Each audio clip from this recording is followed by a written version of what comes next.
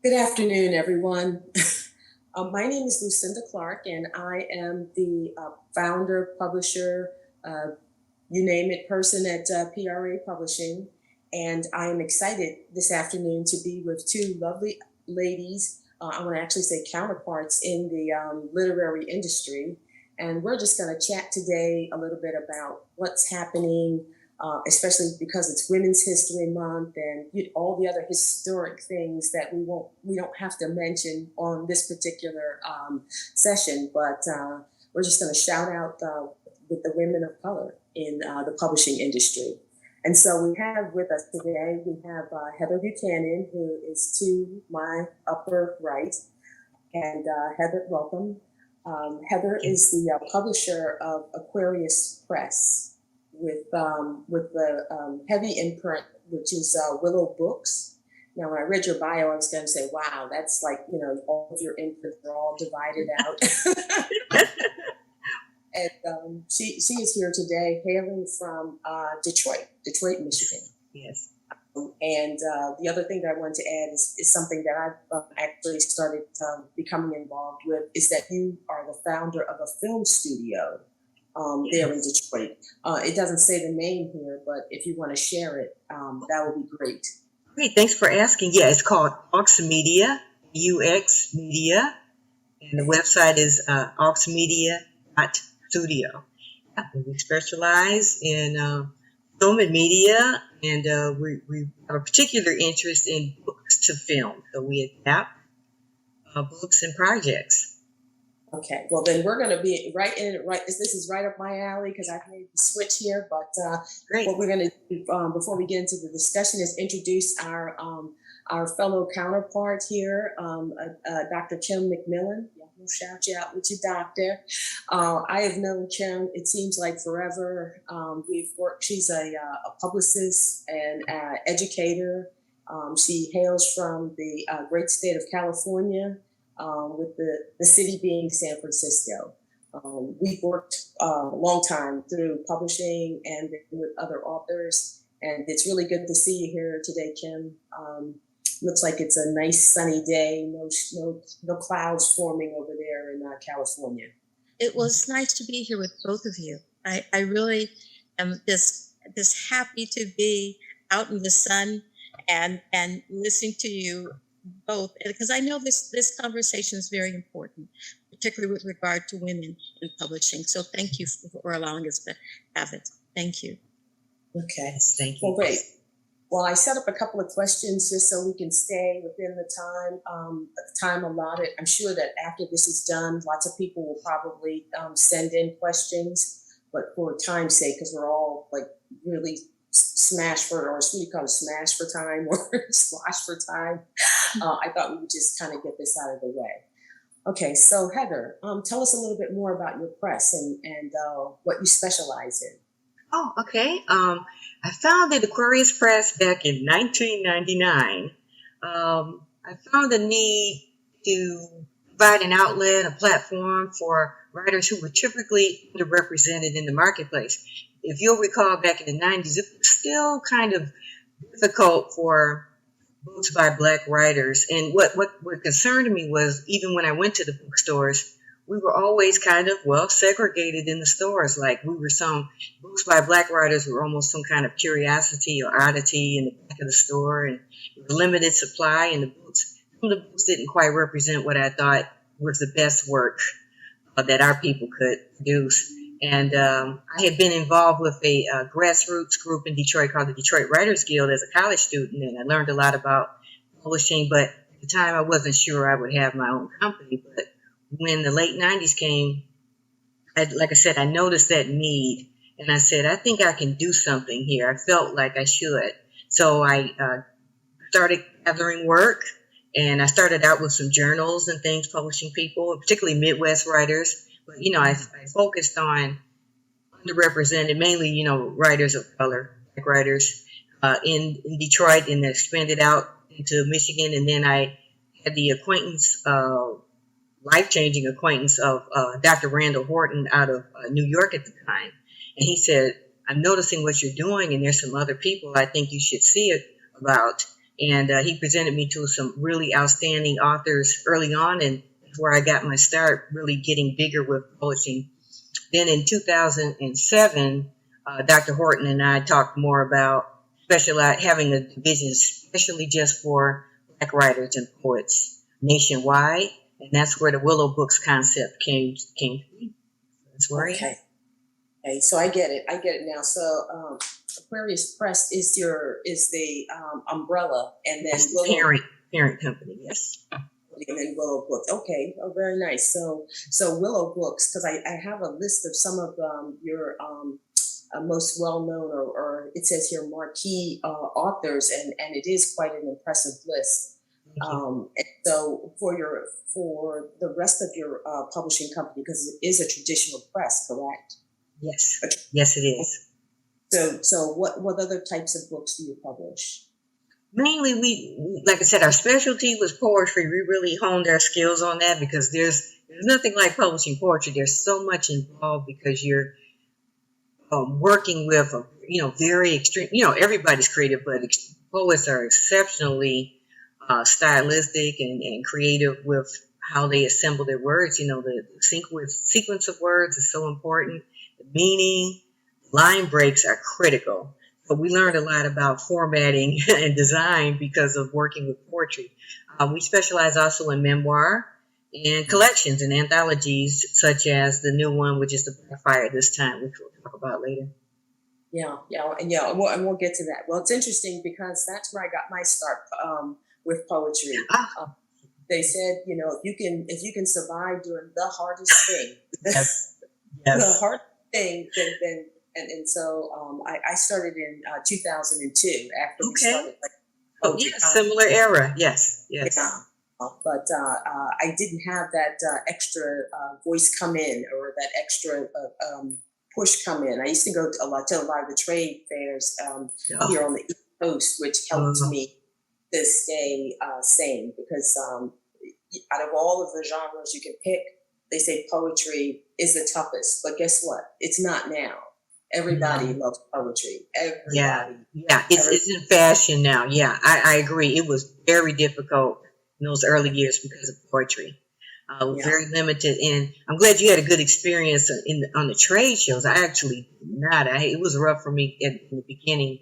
I ran into a lot of some opposition. If I had Black poets, they would say, "Oh, okay," It was hard to really get our work accepted sometimes into those trade shows and represented well, or we were put in the back of the exhibition hall. Near the bathroom door. I'll be honest. And it's funny that you mentioned that, because I couldn't I literally had to beg authors of color to publish their work.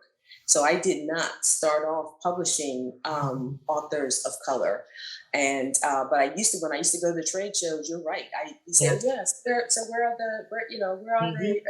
You just say, where are the Black people? And they would send you all the way to the back of Javits Center in New York. Yes, Javits Center. Yes. Yes. Yeah. And in Chicago, at McCormick. And it's interesting about the Black poets too. It wasn't all of not their fault, so to speak. There was still this perception that it was better to be published by a white press or a traditional. Actually, university press is the gold standard. So there was still hesitancy sometimes. But as we went along, it got people started noticing and saying, "Hey, we like what you're doing," and liked that we gave our authors more creative freedom and input on things, because they told us that a lot of the major presses that they dealt with, they had very little say in the cover design, or even the title, or what was included and what wasn't. So yeah. Well, what do you find the most surprising in running? I would say a small press. I mean, we're all indie. I never say small now. Yeah, me too. I say indie. Yes. I'm a traditional publisher, but never small. So what have you found to be the most surprising thing about running an indie press? Possibly just that it's still taking even to now, to really get the works of Black poets and writers recognized and out there. You have, some people that have been, championed, well, but it's still a small number, I would say. It's still just we're still kind of not quite there, but we're getting there. I think that's Yeah. the biggest surprise. I would think by this decade that we would be more, it would be more prominent, but it's still not. Yeah, yeah. You haven't found your Amanda Gorman then, is that this? Because yeah, I mean, I have a list of contemporary poets that I found to be my favorite. But you're right; they're usually in the university press track, Yes. and then with traditional publishing, because we have a different model. I Yes, think exactly. we have to make money. I mean, we can't, do it for the love of every time. So, Yes. but that's interesting. What you're saying about that. I mean, we're gonna bring you in too, Kim, because I know as a publicist, you're the one who sits in the other room, and when you get your author, they always say, "Oh, publishers don't want to spend money. They don't care about." I've been a fly on the wall for a number of years because I happen to be a poet as well, and it's just shocking some of the things that are said about publishers. I think that they don't understand exactly what's involved when we select them and we decide to take on their work. So I mean, you can chime in at this point and tell us what you do because you're here in the capacity of publicist. Well, what I do is I like to have the books at least 6 months before they come out because there's just so much you have to set up.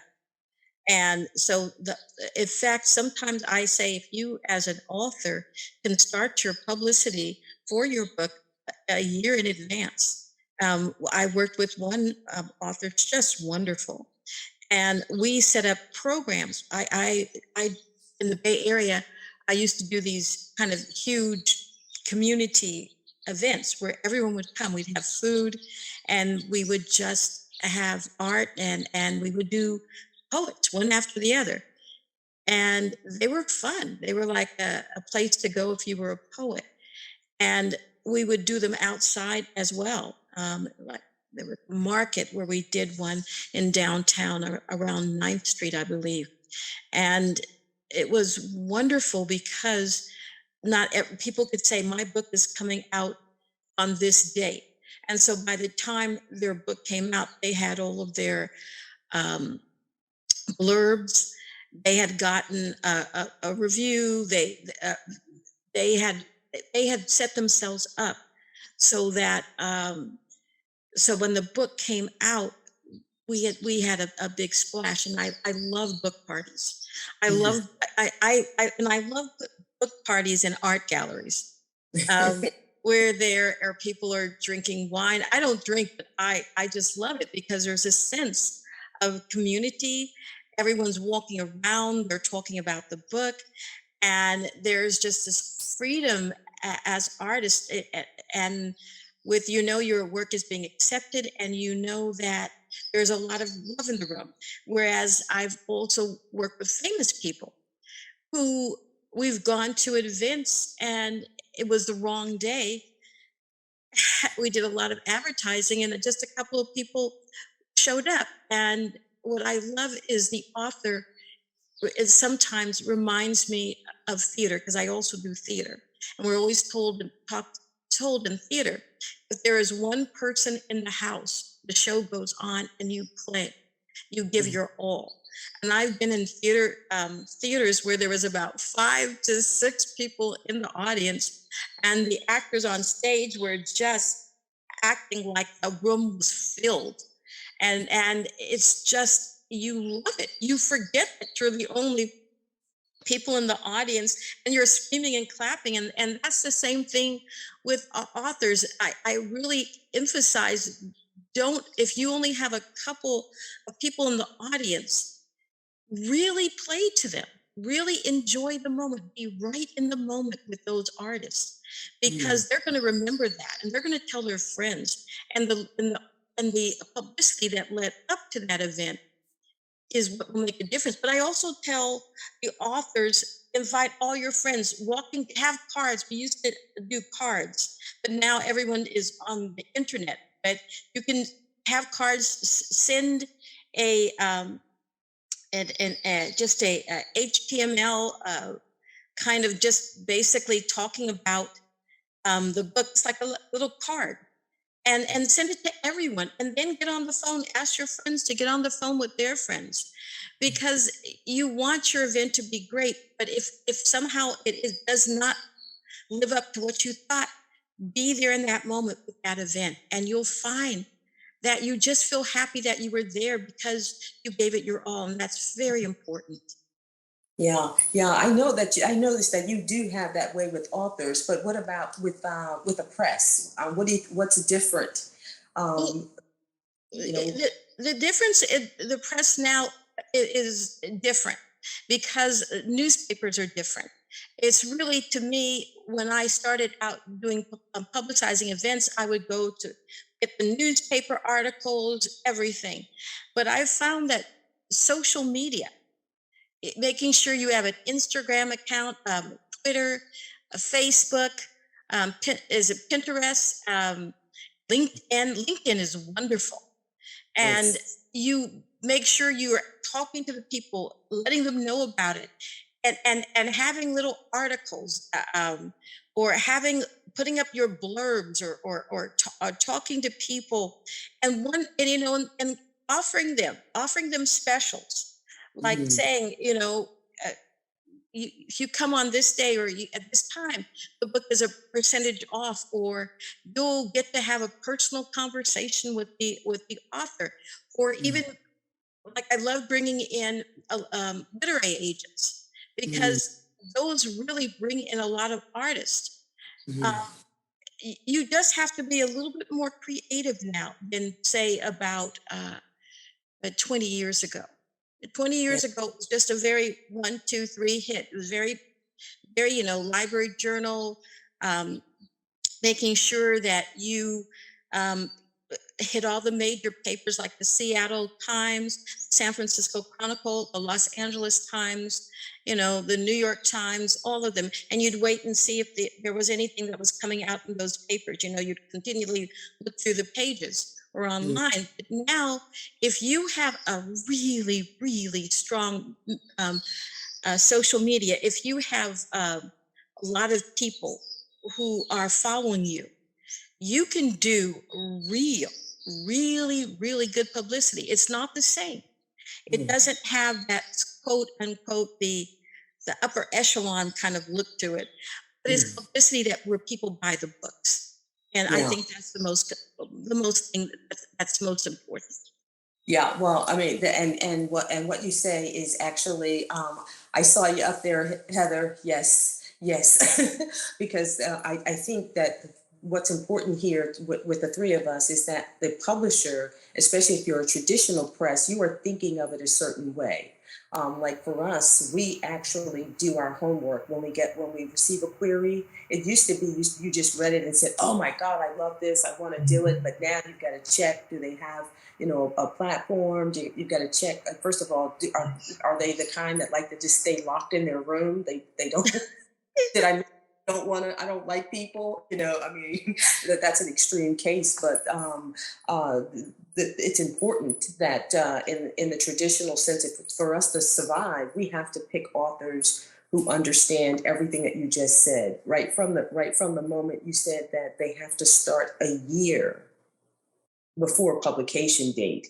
I think that I had a discussion with a self-published author, and when you deal with authors who are used to the self-publishing realm, they want it done yesterday, Yeah. and they don't understand that for us. I mean, there used to be gatekeepers. So as a traditional press, to maintain your standing in the traditional in the bigger industry, there were certain things that you had to do. You had to publish a certain number of books. You had to, be able to guarantee a certain print volume. Like nowadays, you can print 5 books and then just go to print on demand, where it used to be 500 books minimum. So everything that you're sharing, it was a thing where, yeah, the authors, go into the weekly social event, just bring some books in the car. But now you got to put them in the bookstores.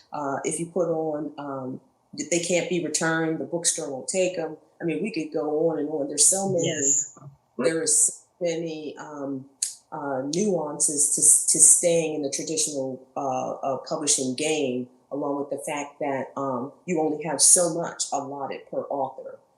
So it's like, if you spend X amount of dollars and you put so many resources, because we do everything. We take the manuscript and make it that book. Yes. And so, I mean, I don't know, Heather, if you want to chime in, but there's because we're getting ready to get to your project, which is beautiful, by the way. I think we should kind of zoom in on that. But is there anything you want to add from what? No, I mean, yeah, you're preaching to the choir. I would say, yeah, that was a disconnect early on for us too, because some of the authors come in, they think we're like a university press with a full team of publicists ready to go and regional sales reps and this, that, and the other. And explain to them when you're indie, sometimes it's a smaller unit, depends on the type of book it is, what market you're approaching. And, some authors don't understand that they're essential to the process too. For promoting, it's helpful if they actively participate, if they can, it makes a difference as opposed to them just expecting you to just do everything and it's supposed to be automatic, but it takes input, and buyers want to see that the author is involved and engaged because it shows the buyer that you are passionate about your own book, so. Yeah. Well, I wanted to say one other thing. I've had authors that were just big time. They were like on the celebrity level, but they read horribly. And so when you had to listen to them, you were just like, oh God. And so if you critique yourself, get in front of a mirror. And when you make videos, that's very important. We're very visual right now with all the social media. And when you make a video, do not wear a t-shirt, comb your hair, really look your best. You have to remember, this is how you present yourself to the public.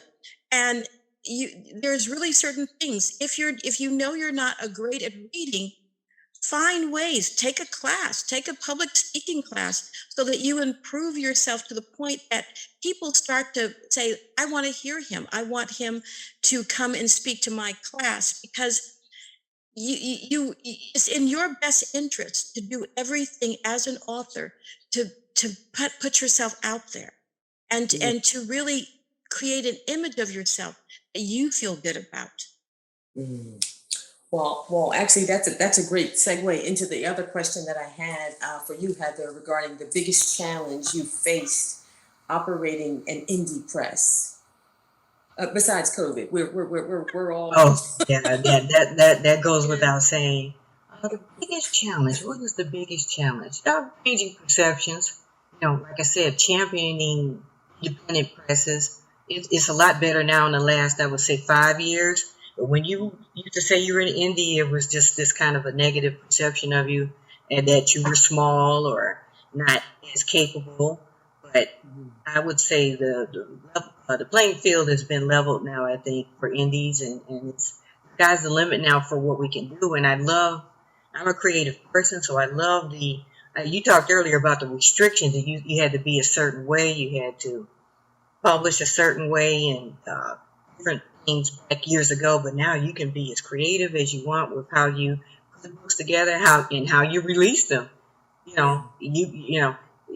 You don't have to worry so much now about being criticized about why are you doing it like that. I can do it that way now because I want to do it that way, or I think this is the best way for that particular author.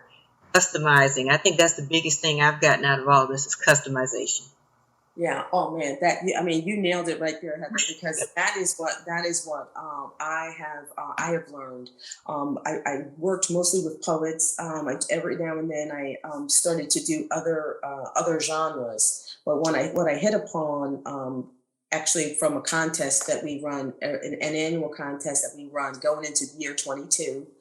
was that we were getting submissions from all over the world, and so we got into translating authors' work, and it has been the thing that has saved me with regard to enthusiasm for the industry.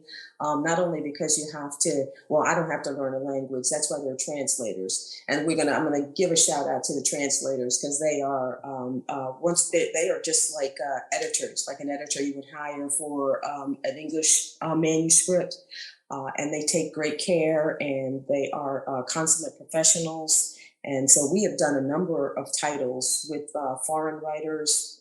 It's mostly foreign language to English. And if you check out some of the things that we've posted on our small page, you'll see that we've got translations coming out, and it just sounds so beautiful when they're speaking. Sometimes I don't know what they're saying, but I just know that I put my trust in someone, and they have not disappointed. So that's great. What you mentioned about, now you see the expansion, but only in the last 5 years, because you've been doing it a long time. I mean, I started in 2002. Right. Couple of years. So 1999 for me, yes, and really Yeah. 96 before that, when I was still I was a assistant editor, or what was I called, special projects editor or something for the grassroots that I was working with. Yeah, it's been a while. So yeah, I've seen a lot of changes. The biggest change, of course, is just the technology itself. Whew, it's so different now, and with the digital printing and different options that we have now, it really makes it even more fun. Yeah. Well, the only thing I'll add with that is that for me, I came from a science background. I yeah, I majored in biology. I was doing the whole medicine route, and spent some time in New Orleans, and then I came into it because one of my Pokemon. I don't know if you remember the Pokemon era, but Oh yes. yeah, there was a woman who said, "Yeah, come work with me on poetry," and I was like, "What?" I don't know about it. And from there, I've been doing it. It'll be 20 years, April 2nd. So Congratulations. yeah, no, congratulations to you.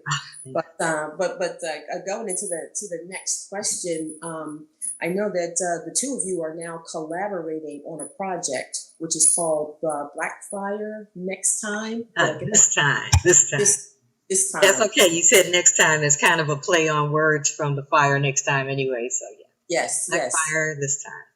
Yes. Yes. Oh, so tell us about this project, because I actually had a chance to preview the book, and it is stunning. I want you to just tell us all about it. Well, I'm going to leave that to Kim. It was her brainchild.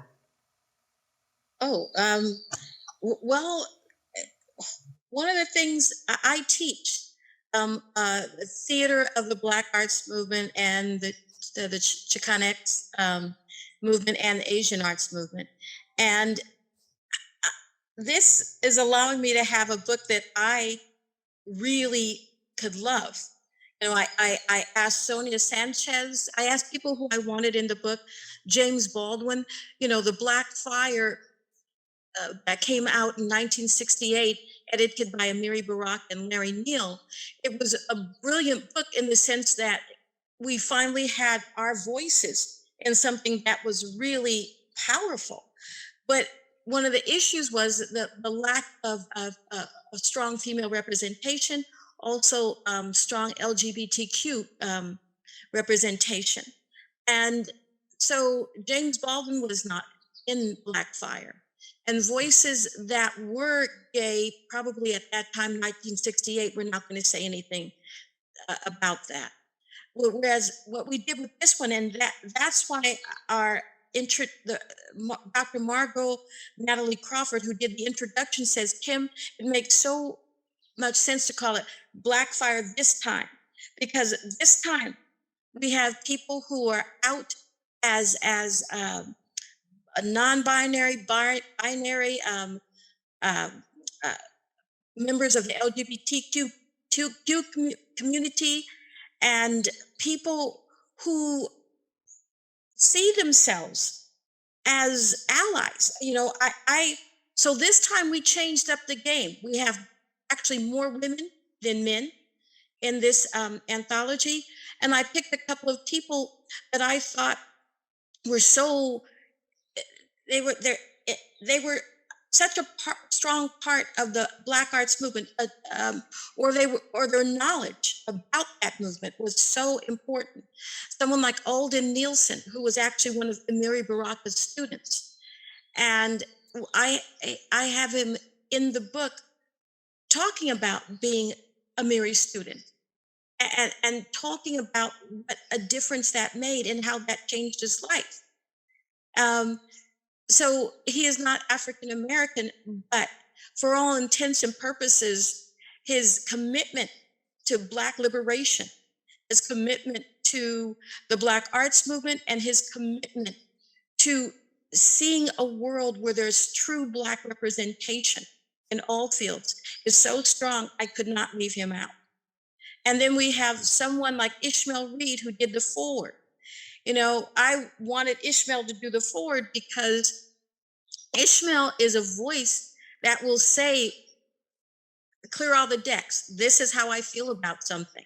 This is what is important to me. And so what he did was absolutely brilliant. He brought in the New Negro, the book, The New Negro, and Black Fire, and talked about the difference in the amount of women, the difference in the tone of the books, and then he talked about the inclusivity of our book, and how it's really representative of a new era in Black in Black theater, Black literature, Black poetry, when we are looking at ourselves beyond the strictures that were put on us, and we're seeing.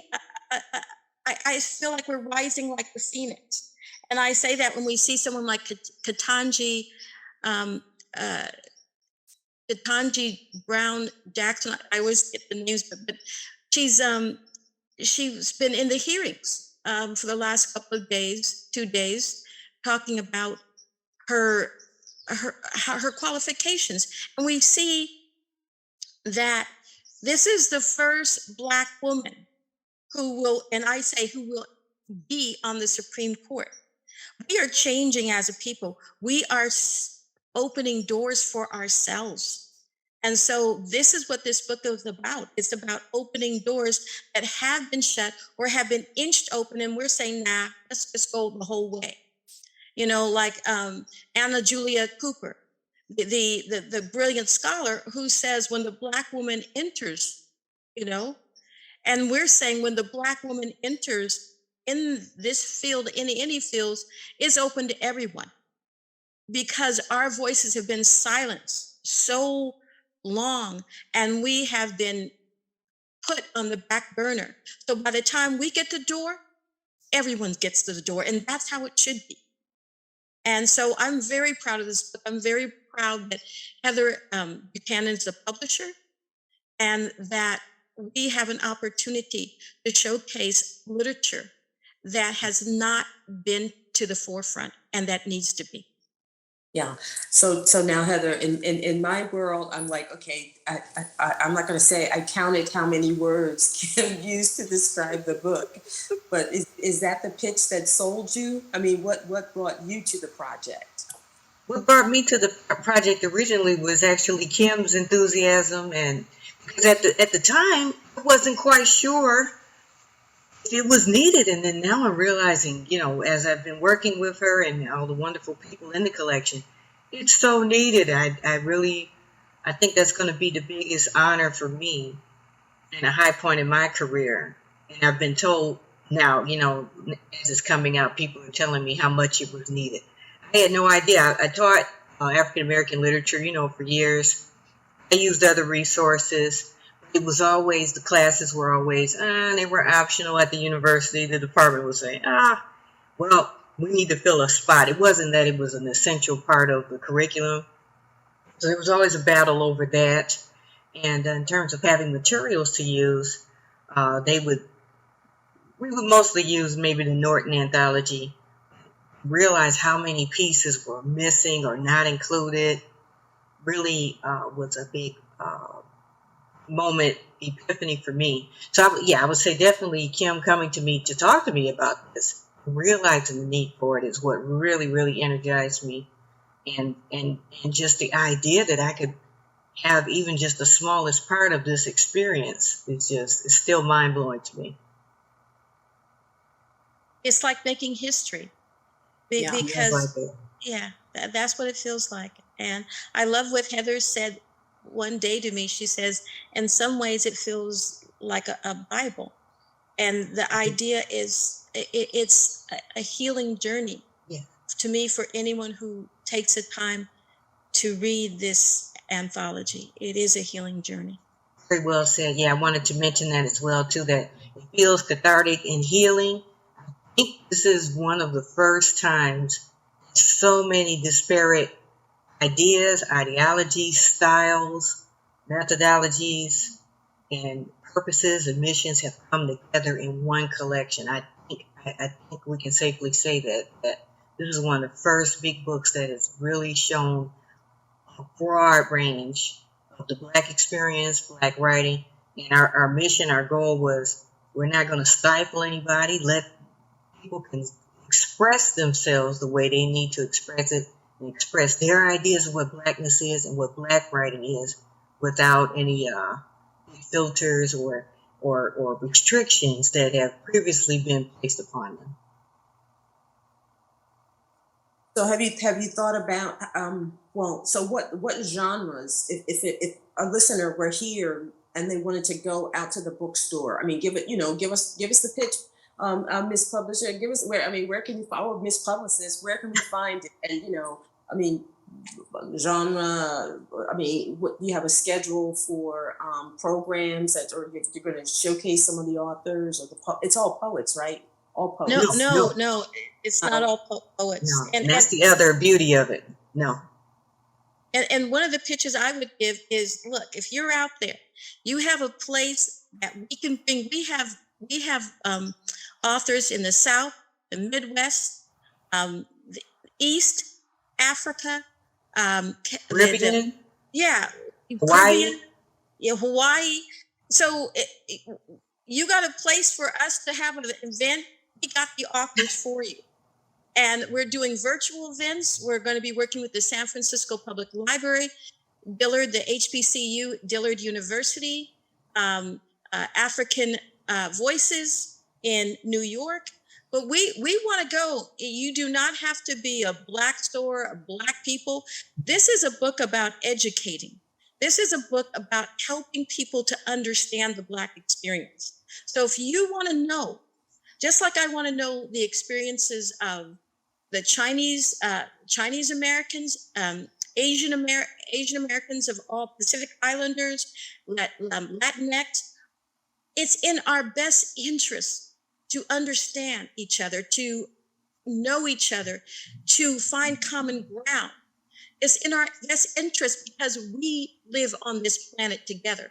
Just like if someone's littering or causing pollution, if we have an answer to move some of that pollution out, then it's in our best interest to give that or to start working on that.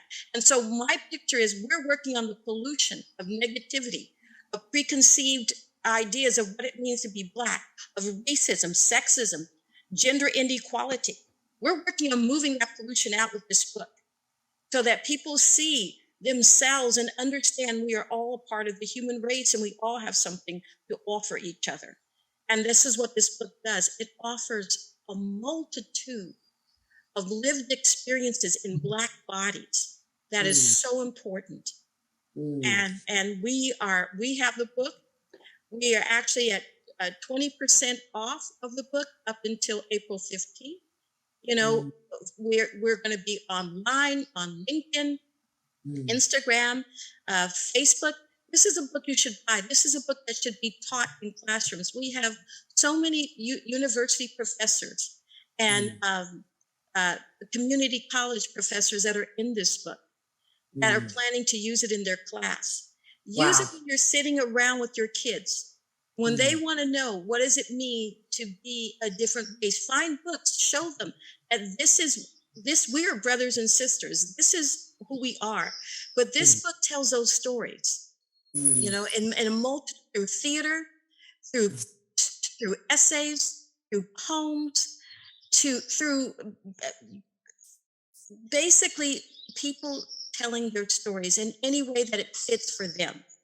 And that we have these stories, and you need to buy the book. I'm telling the audience so you will hear these beautiful stories. Well, I'm going to chime in here because just listening to your passion, Kim, for the book, and just listening to you describe the project, I'm going to revert back to Heather because I know you're going to back it up. But when you think of the timing and the release of the book, and Kim mentioned Judge Ketanji Brown Jackson.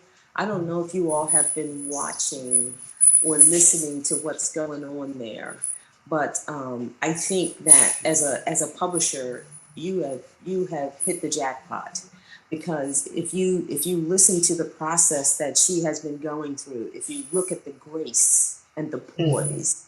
Because guess what? I'll never be a Supreme Court justice, because I would have jumped over the table 2 days ago. I'm not gonna sugarcoat it, but what Kim is describing is the same passion that I know that we are, you know, as we watch, because this is really our time. I mean, you know, when you think about how much coverage, because for the most part, people are not really moving around, and the education that she is providing, because most people don't understand civics. Remember, we used to have to take civics. We used to have to learn that there were 3 branches of government. The average young person nowadays doesn't have that reference, and that's one of the things that she's doing there. And they are taking a process, and they are using it for all kinds of things. They are getting, you know, anger out of their system. They are beating a drum about other things, and it's almost as if she's left out of the process. She just happens to be the placeholder or the vessel for all the other stuff or the other agendas that people are pressing. But the passion that I heard from you just now, Kim, was Senator Cory Booker, who brought it home. And if you haven't seen his I'm driving weeping, because, you know, what you ladies are doing and what we're doing right now is we are actually giving voice to another aspect of the publishing industry. If you look at a lot of the panels, it's always the writers, the authors, not the support, not the people who are behind the scenes, who are making it happen, doing the day to day, you know, making those calls, right, Kim? Going through that editorial, right, Heather? Oh my gosh, is that? Oh my god. Do I really want that to be in my book? You know, so I mean, right down to the cover, which is beautiful. I mean, I don't know the process that you use for developing your covers, but it's very, very, it speaks volumes. It's just beautiful. So what I want to do is I want to shift gears a little bit, because I'm looking at the time. You had mentioned you do book to film projects. Are you planning to do any book to film shorts? I mean, I heard you say plays, Kim, but are you planning to do any other forms, of the book? Well, yeah, you are right on time. Jim and I have been talking, and we have some really, really exciting and enlightening and fun and engaging and just exciting. That's all I can say. So, things in the works for the presentation of some of these pieces. For this generation, we may be bringing some things to this new young generation that has never seen or experienced it before. So it has a weight to it upon us and a responsibility, but it's also an honor, and it's also fun and exciting for us to pursue these things. So yeah, we are working on some stage readings and some film stage readings, what they call live capture, for some of these excellent works in the collection. So information will be forthcoming. I'm in and out because I've got animals roaming, all kinds of things going on. But what I wanted to share was the experience that I was able to have converting a short story to a short film to a potential feature film. I know that you actually have a studio. I do not, but I am in the great state of Georgia, which they claim that they're gonna leave California. Sorry, Kim, in the dust any day. And I had the honor of actually producing a short film with my son. So Congrats. yeah, I've learned the process, and so when asked which is harder, because I started off saying it's just like publishing, and then right, and then there was a moment where it was not like publishing at all, and so how does that fit in? How does having a film studio fit in with also being a book publisher? It felt like a natural progression for me. So I love it because I love the energy of it. There's one thing with publishing where there's energy and excitement, and it still can be static at times because it's just the words on the page sometimes. And but when you're bringing those words to life, and when actors are reciting the lines and everything from the work, there's nothing like it. And the beauty of it is that it's never the same thing twice when those lines are recited. I'm sure Kim can talk all about that in terms of the theatrical experience. Which do you prefer? Do you prefer being a publisher? I mean, now that you have this project, which has a lot of meat. I mean, yeah, yeah. Oh, I don't know if I can answer that question yet. No, I'm still a publisher first. I'm still a publisher. I love working with the written word, and my entire life, and I love organizing and arranging ideas into a finished product. So I think that's still number one, but it's a close tie now because I really enjoy the theatrical and film experience. How about you? Well, I was going to say I'm fairly new. I'm still shaking from this experience, but I'm going to do a viewing tomorrow. But what I'm finding is that now that I've gotten over the initial shock of it's the first time experience. Yes. I think that I could actually really get into it. But there are quite a few moving parts, lots of cats, and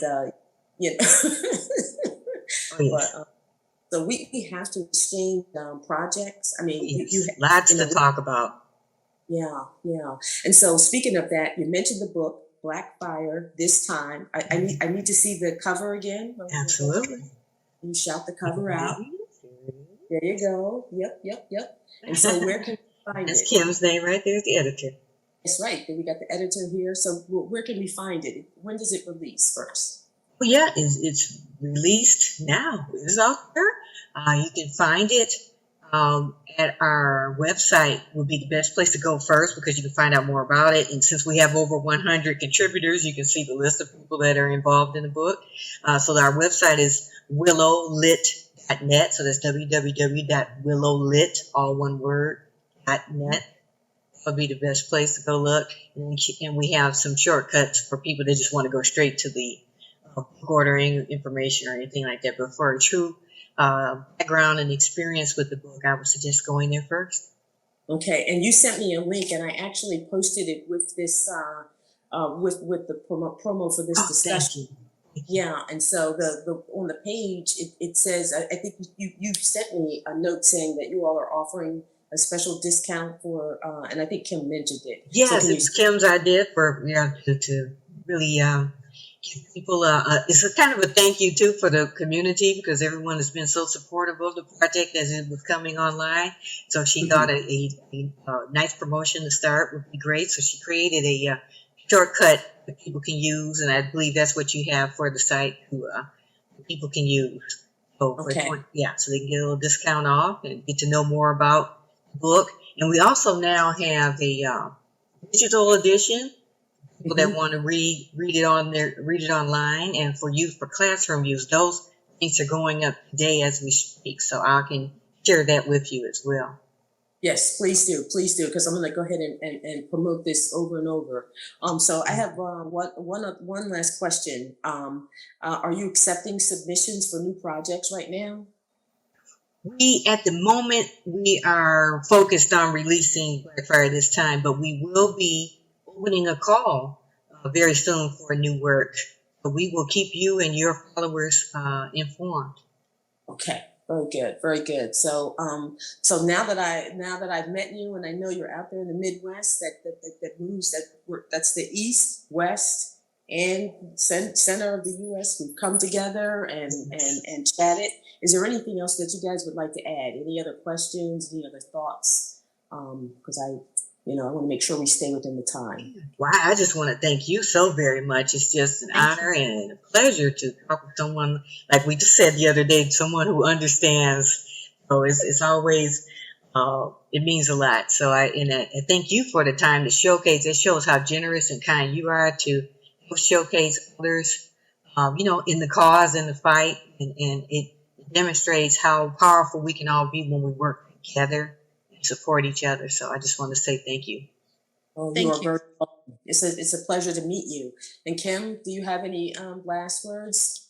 Only that if you have never tried writing and you say, oh, that's for other people, one of the things that writing does for a lot of people, whether it's a diary or whether it's just notes, it's a very healing. It allows you to let go of things. Sometimes we carry them in our heads or people, but sometimes when we put it down on paper, we really find that it's very cathartic. So, if you have an interest, try your hand at writing. You might surprise yourself. Yeah, well, then you should give the pitch for your children's book, because I know that when you get done this project, you'll be calling again. Did she tell you about her children's book, Heather? Uh, I Go No, ahead, she Kim. did not. So, Oh, well, okay. like, what? Okay, tell me. well, She's been. I've been writing it. I started writing it in 2003, and then I put it away until 2020. And it's a little Japanese African American boy, and I wrote it because I wanted people to understand the dangers of racism. And I started back on it when I saw the um, the real ill treatment towards Asian Americans that was going on in the United States. And I thought maybe if they read my children's book, they would see how it's so important to love. And the book is called Baby Memoir, My Family is Love, because his family is made of all different races and all different people. And he's the cutest little boy. Oh, that's wonderful. And it's so timely. Unfortunately, it's very timely with what's been going on the last few years. And with you being in California, a lot has happened to the Asian Americans in California. It's just so tragic. And ironically, one of the other things that got me into storytelling was learning about Vincent Chin. He was Chinese American here in Detroit. And it was just a tragic story. And the way the story unfolded really moved me and pointed me towards justice, in all things. So anyway, yeah, your story will be much needed. Oh, Mm, thank you. Thank you. yeah, yeah. Well, we're closing in on our time. If there's nothing else, you want to shout it out again? Let's hold up the book cover again. I was gonna say, Yes, Kim, what's your copy? Oh, it's in my bedroom. I apologize, she but I had it up love the it. other day. Yeah. Yeah, That's Heather. fire this time. But Heather was the one that chose the cover, and anyone who sees it, they fall in love with it, Yeah. and so I feel very lucky about her choice. It was absolutely perfect, Okay. absolutely perfect. So you were the one who developed the cover, Heather? Concept, yeah. Okay. It felt like the right gives the message, I think. So Yeah, yeah. Well, we will be on. Actually, we're going to post this and keep it running. We'll share it. I know that we have some more projects in our timeline, Kim, in the Oh next yeah. couple of weeks. And Heather, hopefully we are now a trio. oh So if you yes, we are. I'm going to send you a clip of the film so you can let me know what you think, and maybe I'll come out to Tech City and shoot something. I would love it. I would love it. Thank you very Great. much. It's been a Thank you. pleasure. Yeah. Thank you. Thank you. Bye. Bye. Bye.